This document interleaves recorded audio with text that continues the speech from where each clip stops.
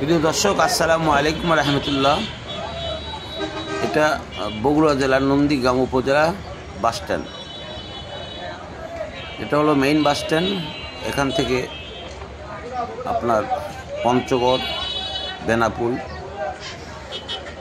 সব জায়গায় যাওয়া যায়।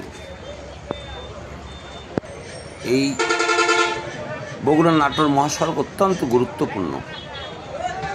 প্রতিনিয়ত হাজার হাজার যাত্রীরা যাতায়াত করে। আজকে প্রচণ্ড গরম, প্রচণ্ড তাপদাহ। যাত্রীরা একটু বসবে, একটু গাড়ির জন্য অপেক্ষা করবে, সে জায়গাটুকু নাই।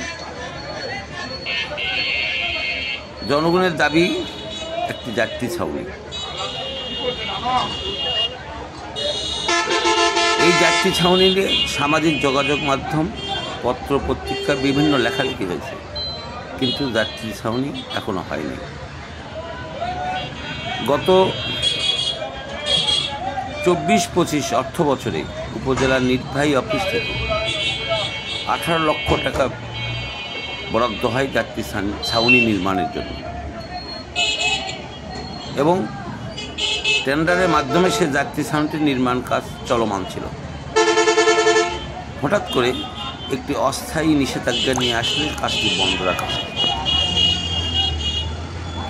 এটাকে কেউ চ্যালেঞ্জ করেনি।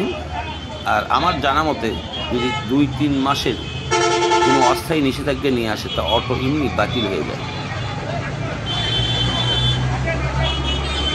একটু গাছ নেই, গাছগাছালি নাই, প্রচণ্ড রোদ। একটু বৃষ্টি হলে, যেহেতু এখন কালবৈশাখী, ঝড় আঘাত হানবে, অনেক যাত্রীরা তাদের আশ্রয়স্থল পাওয়ার জন্য দৌড়াদৌড়ি ছোটাছুটি করতে লাগবে। তারা বসবে কোথায়? আমার প্রশ্ন, তাহলে কি আসলেই যাত্রী ছাউনি হবে না? যাত্রী ছাউনি খুবই প্রয়োজন, কারণ এই রাস্তাটি এত গুরুত্বপূর্ণ।